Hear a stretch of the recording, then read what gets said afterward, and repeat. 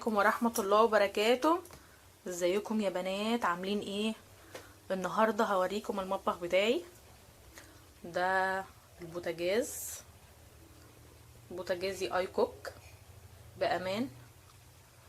واللي فوقيه دوت الشفاط اللي هو ده. جايبه الشفاط عشان الضرفة ما يبقاش فيها دهون، وفي نفس الوقت بيساعدني، بس هو مش حلو قوي يعني. مش مع انه غالي، كنت جايبه ب1500 من زمان، من سنتين، بس مش عارفه، او انا ما بستخدموش كتير يعني بصراحه، عشان مظلموش ما بستخدموش كتير. بس والمطبخ بتاعي لونه اسود، اسود في احمر كده، والحاجات وحاطه فيه زي حاجات نور كده بطول المطبخ. والحاجات الشمط السودا اللي فوق دي مثلا كان في حاجات مكركبه في المطبخ كتير، يعني عندي حاجات كتير، حلل وصواني ألمونيا وحاجات ومش عارفه ايه وكده. بقيت دلوقتي بستخدم بس صينيتين وثلاث صواني تيفال، وشايله الباقي. ومثلا جردل البلاستيك مش عاجباه، بطرمانات، حاجات كده حطها. البرواز ده اللي هنا ده مساعدني ان هو يداري لي الحاجات اللي انا حطاها. وهنا ورا كده الشفاط، آه الشفاط اللي هو العادي زي اي حد. وبعدين انا كنت عامله البرواز دوت عشان بصراحة يعني انا ما كانش عاجبني لون المطبخ، لون السيراميك، وما كانش ينفع اغيره. يعني كان عندي مشكلة كده في الشقة وما كانش ينفع اغيره. فعشان ما غيروش حبيت ان انا اداريه بالبرواز دوت، ان هو ما يبقاش باين خالص، يعني اما ترفع عينك بقى فوق قوي. بس والمطبخ بتاعي اهو. ده الركن بتاع، حاطه ستاند كده، ده فيه المعالق بصوا دايما بتقع من الفراغ دوت، بيضايقني قوي، بس هلاقي لها حل ان شاء الله يعني، عشان هو مضايقني جامد. ودي مجات كده. وده البراد ده حلو قوي، اللي هو بيعمل صوت، بيعمل بيصفر يعني اما الميه بتغلي. عندي الكتل، بس الكتل في مسمار منه وقع، فمش لاقيه له المسمار، شلته ونزلت البراد دوت عقبال ما الاقي عقبال ما الاقي له مسمار يعني. بس البراد ده حلو قوي، والميه بتغلي فيه حلو، ما بياخدش وقت برضه. وجوزي برضه في نفس الوقت بيحب الميه المغليه اكتر من الكتل. والصينيه اللي محطوط عليها النعناع دي، الصينيه دي بحط عليها الكوبايه والسكر، يعني وانا بعمل شاي، عشان دايما بوقع الشاي يعني، وبوقع السكر على الرخامه، فدي تبقى مسنداني. الصينيه دي يعني ادمت عندي ولونها غمق كده، فحطيتها كده يعني، حطيتها على الرخامه، احط عليها المعلقه، احط عليها نعناع، احط عليها اي حاجه كده. وبطرمان العسل الاسود دوت عشان انا مبشربوش، فماما دايما اما بتيجي عندي البيت دايما تخرجهولي بره عشان تقولي اشربيه. والشيف بتاعي الزغنطوط دوت، والستاند اللي فيه المعالق الخشب، وستاند هناك اللي فيه البهارات ده. ودوت البطرمان، بطرمان فيه اللي هو فيه ملح والخلطة بتاعتي اللي انا هعملها لكم ان شاء الله قريب. ده انا عاملاه بالكروشيه. انا بحب كل حاجة لايقة مع بعض، يعني كل الالوان متناسقة. دوت ثبت كان عندي وانا صغيرة، فمرضتش ارميه ذكرى يعني، فقلت اعمله كده بالكروشيه يبقى شكله حلو. ودي للازازة، دي ازازة الزيت. بحاول اغير في المطبخ عشان المطبخ ده اكتر وقت بقعد فيه، واكتر مكان بقعد فيه. بس وزي ما قلت لكم ده الشفاط، وفيه زرار فيه لمبة، لو اما بشغله بينور لي الاضاءة. والركن ده، الركن ده شباك، نص شباك دي كلها ظهرها فاضي، عاملاها سلك بس، عشان المطبخ بتاعي عاملاه داير ما يدور، عشان يبقى شكله حلو مفيش فرق، وفي نفس الوقت عشان يعمل لي تهوية، فسبت الظهر كله مكشوف، حطيت فيه السلك من هنا بس. ودي نص حتة كده تقفلي الحتة دي. انا دايما ما بقفلهاش، بفتحها وحاطه فيها المنظفات اللي انا بستخدمها عشان ما تكركبليش الدنيا. والجوانتي وانا بغسل البوتاجاز او بغسل اي حاجة. والستاند دوت طبعا المكان بتاع لو بنقطع عليه، ودي صواني. الستاند ده اصلا ما كانش كده، الستاند دوت بتاع اللي هو المكان اللي بتحط فيه الكاس. انا كنت جايباه عشان احطه في الكاس، حطيته، كنت جايباه حطيته هنا. وبعد كده حسيت ان هو ملوش لازمه، ان انا مش هحط فيه الكاسات اصلا، فاستغليته كده، بقيت اعمل فيه العلاقات دي كده. العلاقات دي اصلا كنت جايباها برضو مع المطبخ. ربنا يبارك لي فيه جوزي، يعني بصراحه عمل لي المطبخ، عمل لي فيه كل اللي انا نفسي فيه. والحاجات بتاعتي كانت مساعداني ان هي شكلها شيك وشكلها حلو، فكانت عايزه اعرضها كلها. دي الكنكات بعمل فيها القهوه، ودي مثلا بسلق فيها اي حاجه، ودي بتاعه الازايز بغسل فيها الازايز. والستاند اللي ورا ده بستخدمه ساعات معيار. ده بتاعي، بحبها قوي كوبايه نونو دي. دي بعمل فيها القهوه. والستاند ده في بيبسي، في بتاعه البيتزا، وفي فتاحه اهي، وفي بتاعه الثوم، وفي ايه تاني، وفي فتحت البيبسي، في فتحت العلب، فيها كل الحاجات، مقص. وده الستاند السكاكين، عندي سكاكين من الشكل ده وسكاكين من الشكل ده، لونها بينك كده. والستاند دوت بحط عليه لو حله سخنه او حاجه بحطها عليه. وده الحوض بتاعي، دايما بحط هنا عشان اسمه ايه دوت حته عشان ما تغرقليش بطني. وبحط هنا عشان مثلا علبه الصابون او كده. علبه الصابون دي بتاعت ايس كريم، حاطه فيها السلكه، السلكه برميها على طول، حاطه فيها سفنجه كده. دي شكله. والمكان ده، الحته دي ده اللي هو الفل اللي كان مع الميكروويف. كان مع الميكروويف، فانا غلفته ب... بتاع اسود كده، عامل زي الكيس الاسود كده، وستريتش فوقيه، عشان لو البوتاجاز شغال وانا بغسل حاجه ما يلسعنيش، عشان الميكروويف هنا لما بيجي يسخن بيسخن قوي. وحط الميكروويف اهو. ودوت الجلافز بتاعي اللي بمسك بيه، انا اللي عاملاه على فكره. هو اصلا كان لونه احمر، وانا بعد كده غيرته، عملت له تلبيسه فوقيه، هبقى اوريها لكم ازاي. ودي ظرفه اهي، هوريكم بقى. وده مكان دوت مكان الباسكت. دي ساعه مرسوم عليها الشيف بتاعه المطبخ اصلا. وده مكان الاكياس، وده اللي برضو شنطه حاطه فيها اكياس. ودي الباسكت. وده التربو. ابدا لكم بقى من اول فين، من اول التربو ده اول حاجه هنا، ده حاطه فيه كل المشروبات، شاي اخضر، كل حاجه. والدرج ده حاطه فيه سلك والصابون.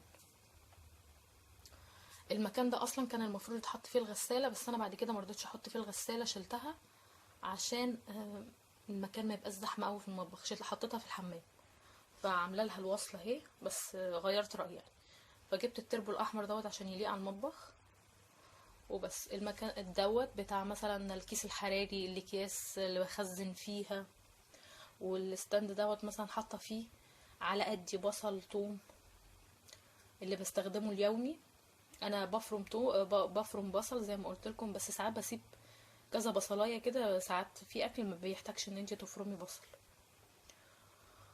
والمكان اللي هنا ده حاطه فيه البلاستيك زي ما انتم شايفين كده، ده فرق مكان البوتاجاز، حاطه فيه البلاستيك. هناك في سله دواره حاطه فيها البلاستيكات كلها، الاطباق البلاستيك، اي حاجه بلاستيك يعني.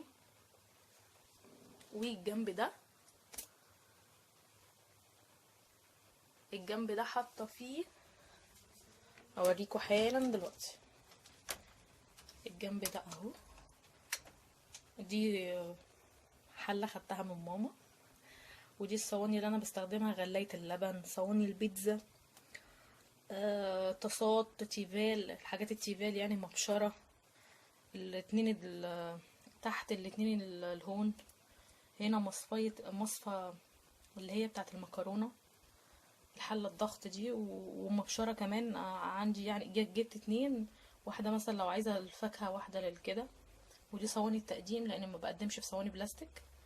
الصواني البلاستيك اللي انا وريتها لكم الناحيه التانية دي لينا هنا يعني، لكن الصواني دي للتقديم. والادراج الزغنطوطه دي اول درج في الحاجات بتاعه الكيكه. تاني درج فيه المقاوير. انا عندي حاجات كتير قوي، فالمقاوير والحاجات ديت. ودوت بتاع الكيكه برضو، اللي هو الكيس اسمه ايه، بتاع الكريم شانتيه والحاجات دي. ومن تحت في شويه مصفى، شياطه، حاجات كده يعني. بس ده اول حاجه. تاني حاجه ده درج كبير. ده الدرج الكبير دوت بشيل فيه كل اي حاجه قدامي، يعني اي حاجه قدامي دلوقتي بشيلها فيه عقبال ما اجي احطها في مكانها تاني. اي حاجه يعني مكانها مش قدامي دلوقتي. والمكان دوت اللي بحط فيه، انا عندي اصلا دولاب خزين في البلكونه، دولاب كبير عاملاه برضو ألمونتال، بخزن فيه. بحط فيه الحاجات الكبيره، وبحط هنا الكميات الصغيره، يعني مثلا الحاجات اللي الخل، يعني عندي ازازتين خل احط واحده جوه وواحده بره كده يعني. دي اللي بستخدمها اليومي. اما الحاجات الكبيره الخزين الكبير حطها بره، لان انا بحب اشتري حاجاتي على بعض يعني. باكيتة سكر، باكيتة رز، حاجات على بعضيها يعني. ده مكان بحط فيه زيت الزيتون، بحط فيه الخميرة، الحاجات اللي انتوا زي ما انتوا شايفين. هو ده رف، وفي رف تاني كده اهو، 3 رفوف يعني. وبحط فيه ورق الاسترتش وحاجات كده. تمام. وبعدين دي التلاجة بتاعتي. التلاجة بتاعتي اللي فوق ده، اللي فوق ده طبعا عداد الغاز. اللي فوق دوت ورق، الحاجات اللي بستخدمها لإعادة التدوير. وفي ازازة الزيت وعلبة السمنة اللي بستخدمها برضه عشان ما تبقاش على الرخامة طول الوقت. وفوطة بنشف بيها اول باول. مريالة المطبخ. دي حاجات معلقاها على التلاجة. الحاجات اللي انا معلقاها على التلاجة ديت برضو بستخدمها. دي بتاعه البيض، دي الدباسة اللي انا قلتلكوا تقفلوا بيها الاكياس، دي مساكة، دي مبشرة البطاطس يعني بقطع بيها. التلاجة بتاعتي زانوسي نو فروست، تحفة تحفة تحفة تحفة، حلوة جدا، بحبها قوي. وفي الجنب هنا في صواني كبيرة. عندي صينيتين، واحدة كبيرة وواحدة صغيرة. وفي كمان، وقفنا لغاية فين هنا، المكان ده فيه المناديل اللي بنشف بيها ايدي، وفي نفس الوقت فيها مكان كده باخد. دي سبورة بكتب عليها اللي ناقصني في المطبخ. والقلم بيتعلق بمغناطيس كده. ودي لو عايزه الزق حاجه، الزق ورقه مثلا، بحطها هنا بكتب عليها اللي انا عايزاه. ودي ورقه وقلم لو انا عايزه انقل الحاجات. ودي مكان رول مناديل اللي انا بنشف بيه ايدي. تمام. وده مكان بقى هنا فوق ده، المكان دوت بتاع الكوبايات بتاعتي. هنا كان عندي الكوبايات مليانه خالص، شلتهم عشان افضي مساحه وحطيتهم في كراتينهم تاني. انا عندي حاجات كتير قوي، ربنا يبارك في اهلي يا رب، جابولي كل حاجه، ويخلي لي امي واخواتي يا رب. وده مكان الخلاط والكبه بتوعي دوت. الكرتونه سايباها عشان لو في ميه او اي حاجه تمتصها، الكرتونه بتبقى احسن، الورق الكرتون بيبقى احسن. ودي قطاعه ما استعملتهاش، ودي القطاعه اللي جنبها. دي علبه كابتشينو انا ما بستعملهاش اصلا، ما بحبش بالفانيليا. وده طقم الحلل بتاعي، طقمين، طقم التيفال والطقم التاني الجرانيت اللي انا عملت لكم ريفيو عنه. دي الضرفه التانية دي. الضرفه دي فيها الحاجات اللي ما بستعملهاش على طول. دي البايركس، ده الطاجن، ده علب، ده يعني الرف ده كله بتاع البايركس بس. والرف فوق ده مضرب الكيكه، العجانه يعني.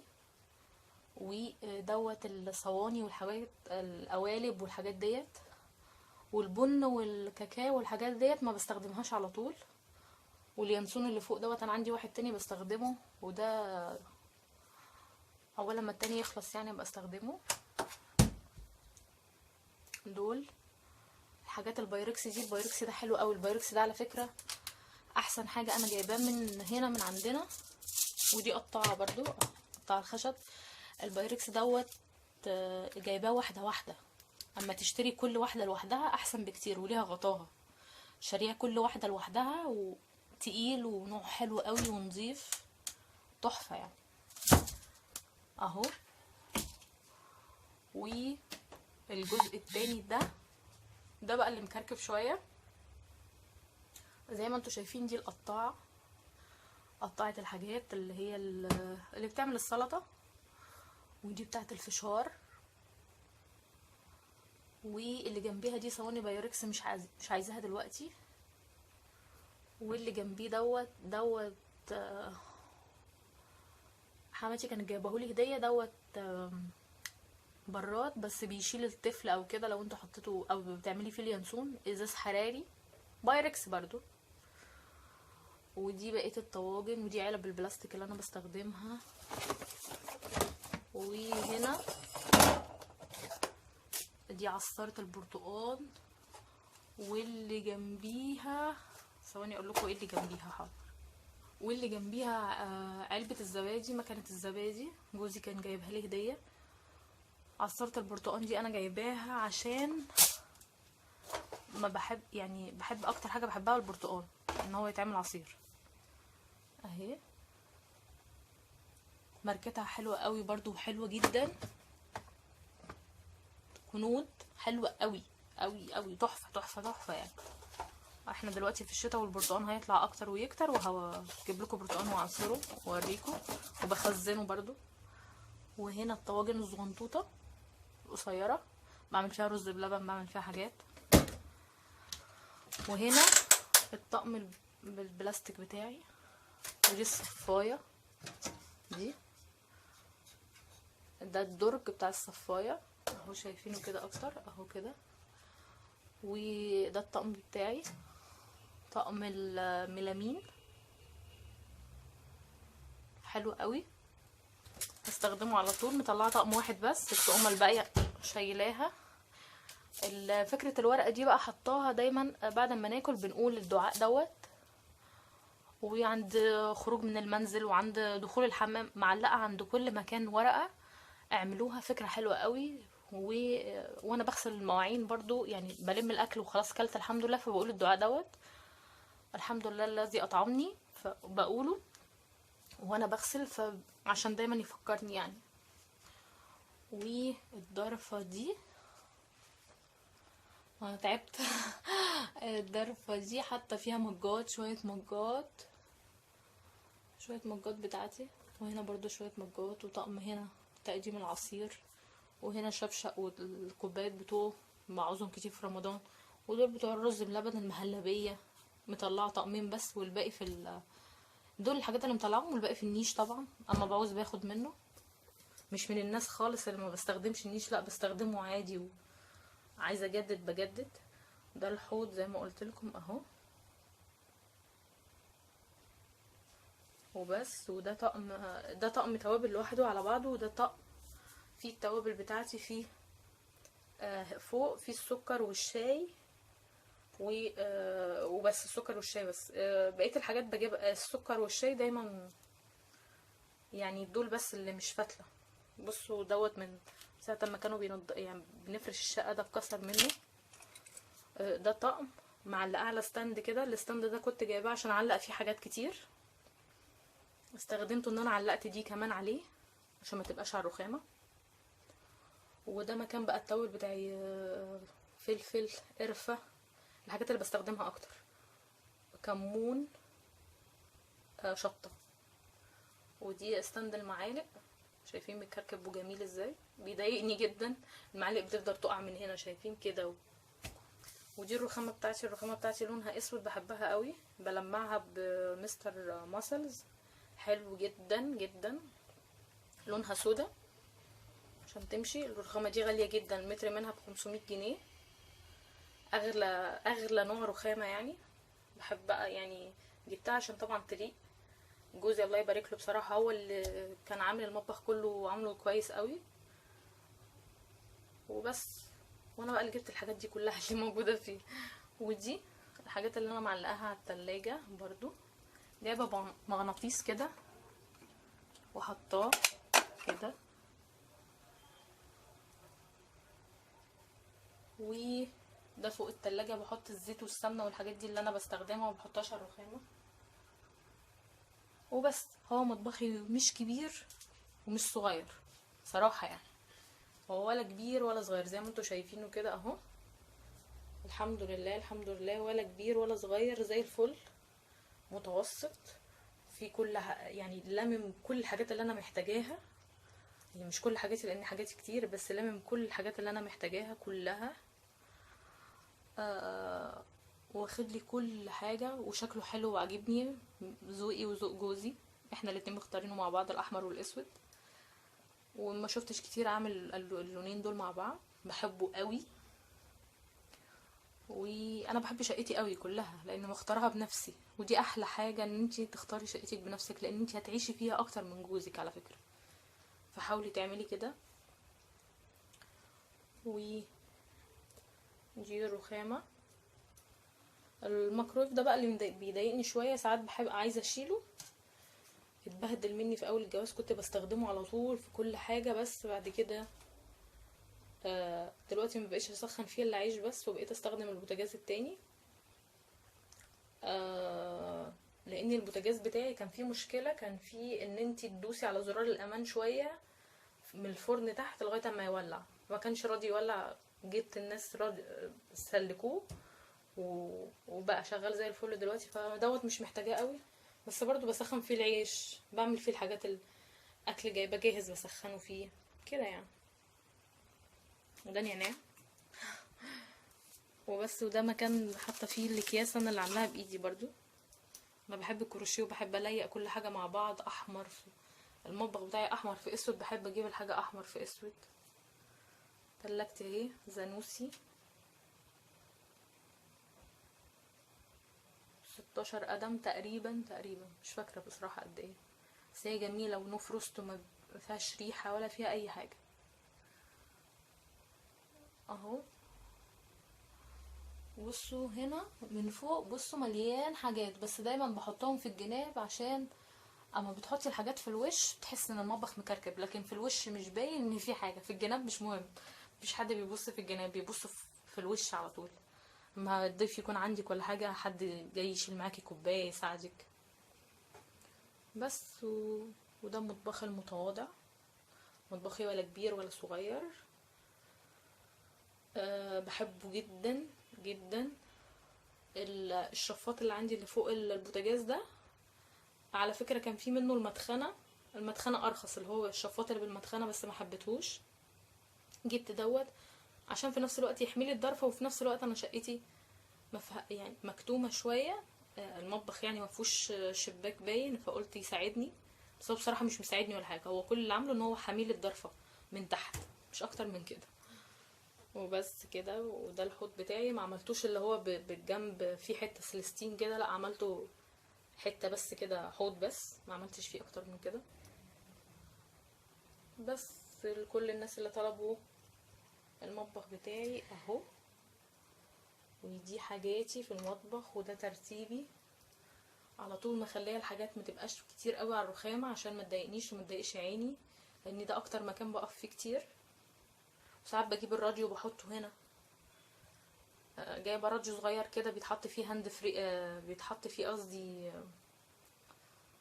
فلاشة يعني، بيتحط فيه اغاني يعني، احطها فيه واسمعه. اسمع قرآن.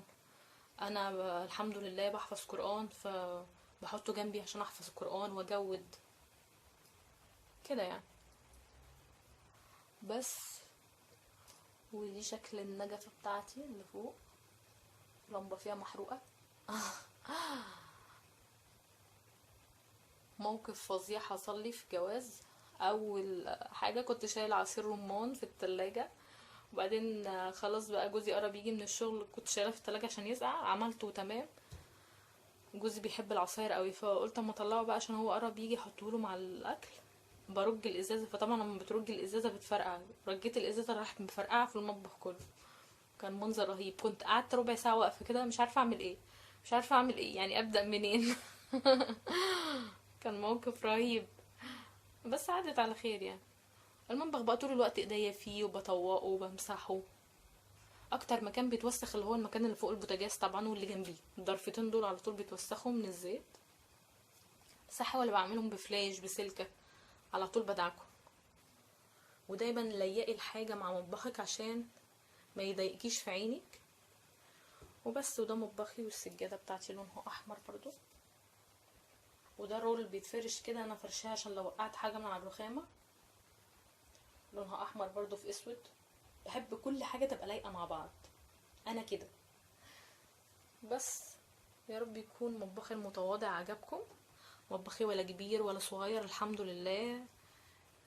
حلو حلو حلو بيا، وفي بركة وبيا انا وبجوزي وبالحاجات اللي فيه. وفي حاجات حلوة كتير في كل حاجة، الحمد لله. عندي كل الحاجات اللي موجودة تحت، اللي كل الناس لسه بتبتدي تشتريها دلوقتي، لا عندي كلها. ربنا يبارك لي في امي يا رب، ويديها الصحة يا رب، ويخليها لي، ويبارك لي في اخواتي. كل حاجة، كل بس كنت اتمنى كانوا يعني اي حاجة اتمناها يجيبوها لي. ربنا يبارك لي فيهم يا رب، ويديهم الصحة ويحفظهم لي بغربتهم يا رب.